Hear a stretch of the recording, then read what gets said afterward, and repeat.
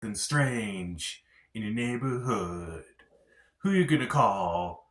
Apparently a whole bunch of people because there's like a dozen Ghostbusters in this movie. And that's not really the biggest problem with this movie. Actually, it is the biggest problem with this movie. So, Ghostbusters Frozen Empire was directed by Gil Kenan and it stars Paul Rudd, Carrie Coon, McKenna Grace, Finn Wolfhard, Bill Murray, Dan Aykroyd, Ernie Hudson, Annie Potts, Camille Nanjiani, Patton Oswalt. And in this movie, taking place sometime after the events of Ghostbusters Afterlife, the family of Egon Spengler moves back to New York City to join the Ghostbusters, and they kind of do their own thing with Ghostbusters and such. So when a new monster emerges, that will freeze the entire city and freeze the entire world, they must team up to stop him once and for all. So this was a movie that admittedly I was kind of looking forward to. I'm not a big fan of the Ghostbusters franchise, but I do like the first movie. Didn't really care for Ghostbusters 2 or 2016, but I did like Ghostbusters Afterlife, which I felt like was a nice little smaller movie compared to like what the other Ghostbusters movies try to do. It had a lot of nice jokes, it had like good characters, it had a nice heart to it, and I definitely enjoyed it overall, and I was kind of interested to see what this new movie was going to do. And honestly, I did not care for it that much. I thought it had some interesting ideas, but I felt like they never really developed them. I felt like it has, good actors in this movie, but they don't really get a whole lot to do. Or in some cases, too much to do. So let's just dive right in. Let's start off with the positives I do have. First off, as far as the performances go, I thought McKenna Grace did a really good job in this movie. Maybe not as good as her performance in Ghostbusters Afterlife, but it was still solid. She was still portrayed a believable character at least, and I still felt like she was probably the most sympathetic character of the entire movie. I thought her delivery of her jokes was on point. I thought that was really good. And honestly, I did think the first act of this movie was pretty funny, where it's like, okay, I can get into a lot of these jokes. They're actually kind of landing for the most part. It's like, I don't understand why people dislike this movie. Eventually, I saw why. The second act is not nearly as good. The third act is kind of fun, but there's definitely a lot going on in this movie. But I'll get to that. The third act is kind of fun when you see all the Ghostbusters kind of team up and such to kind of like take down this monster and such. And I do like that. I do like the design of the monsters in this movie a little bit. There's the main one, which I felt like it looked like it was done practically at least, or mainly practical, but with a little CGI thrown in there. And also felt the same way about Slimer 2, where they felt like it looked pretty practical, but also maybe with a little bit of CGI in there. It's like, okay, at least you're trying to make it look like something from the 80s and such. And also as far as the new monsters go, with like the new technology, there's some that I do like. There's one ghost that kind of like moves around and such. That's kind of funny. They don't really do much with it other than a few jokes, but oh well. And also, like, there's a machine that Phoebe uses at one point where it's like, okay, that's pretty interesting. I wonder what else you're going to do with that machine. Hardly anything else. Okay. Well, oh well. And admittedly, even though I didn't have as much fun with this movie as I did with Ghostbusters Afterlife, there was still at least some sense of fun. I wasn't hating myself while watching it, and I think there's like, that should be a positive at least these days. It's like, I didn't hate myself watching this movie. And it seems like a lot of people really dislike this movie. I wouldn't go as far as to say it's the worst thing I've seen this year. I don't know if it's even the worst Ghostbusters movie I've seen, if I'm being honest, but let's just dive into what I don't really like about this movie.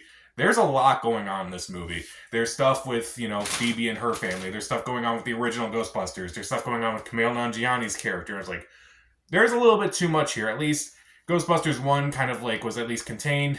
Ghostbusters 2016 was mostly contained. There was like a couple side things that kind of didn't work. And Ghostbusters Afterlife was a pretty small story, so it was already kind of contained.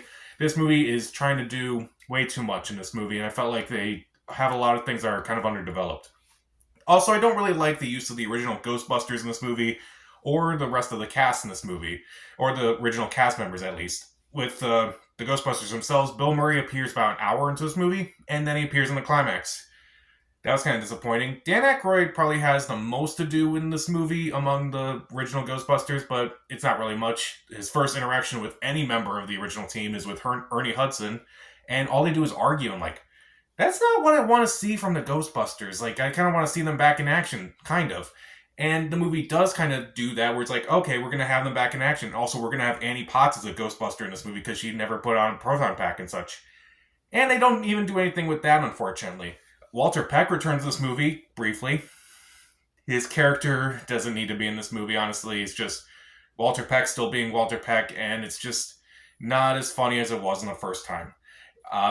What they do with his character, like what his title is, it's like, there's no way that would happen. But then again, maybe stranger things have happened. I also didn't really care for like the rest of Phoebe's family or like even the other characters. Like I didn't care for Paul Rudd or Carrie Coon or Finn Wolfhard in this movie as much. Also, some of the characters who do come back, like Podcast and Lucky, they get nothing to do, next to nothing. Like, what are they even doing in this movie? They have no reason to be in this movie. The new characters, I also felt like didn't really do too much. Camille Nanjiani is pretty funny, but this movie, it's not like his funny. It's not that the problem is not his humor. The problem is more his character is just kind of wild and like, okay, that's an interesting twist. I never expected that from a movie franchise like this, but here we are. Also, Patton Oswalt appears in this movie, but all you see in the trailer is basically what you see of him in the movie. So, what was the point of having him in this movie? Emily Allen Lind gives an all right performance, and she does have a good scene with McKenna Grace. But her character, I feel like her character's kind of been done before. It was her character was literally done a couple weeks ago in another movie I just reviewed, which I won't say which one because it's kind of a spoiler.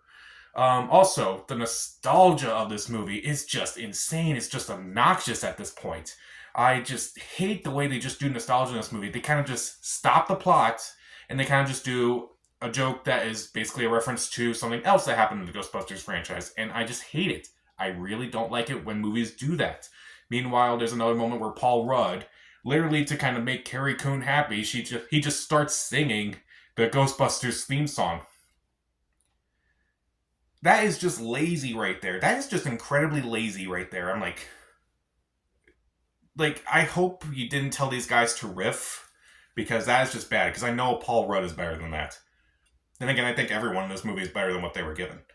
The tone of this movie is also really inconsistent. Like, it is kind of funny at first, but then it kind of becomes a lot more serious as the movie gets going. And I'm like, this movie isn't nearly as fun. Like, Ghostbusters Afterlife wasn't nearly as fun as the first movie, but at the same time, it's like, it still was like at least tonally consistent, at least. So I would give that a pass. This movie is just tries to be funny, tries to be serious, and tries to be a little bit of everything. And it kind of throws all these characters in there. Again, there's a few good ideas, or it's like cool ideas that they kind of throw in there. Again, Melnetz as a Ghostbuster, don't do anything with it. Some cool technology where it's like, oh, I wonder what they're going to do with this in this movie. Hardly anything. Okay, that's kind of boring. They kind of also do a lot of stupid things. They kind of realize something with the ghost and like when they try to stop it and such, and yet they keep doing it over and over again. I'm like, this is insane. That is the literal definition of insanity right there.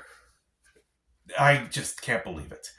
Also, I didn't find the second act boring. I felt like the second act is kind of the lowest point. Not necessarily the lowest point in the movie, but just like the most boring part. I guess you could say that's the lowest point, but to me, the jokes stopped being funny. There was not a whole lot of action going on. It just kind of put me, I don't want to say in a bad mood, but I'm just thinking it's like, this isn't as fun as I want it to be. And that's kind of the biggest issue of this movie. It's just not as fun as I think it's going to be.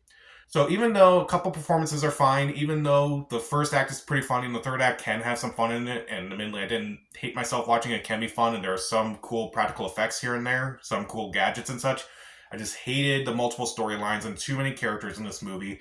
I didn't like the use of the Ghostbusters in this movie. I didn't like the use of their characters from the original franchise or the new franchise or really any of the new characters. I didn't care for the tone of the movie. I didn't care for the nostalgia of the movie. I didn't care for the plot lines that were kind of just dropped. I didn't care for the stupid things that they did. The second act is kind of boring. This is kind of a letdown, in my opinion. I'll give Ghostbusters Frozen Empire 2 out of 4 stars. Stream it. So, how would you rank the Ghostbusters movies? Comment down below, subscribe to the channel. This is Pat. Stay safe.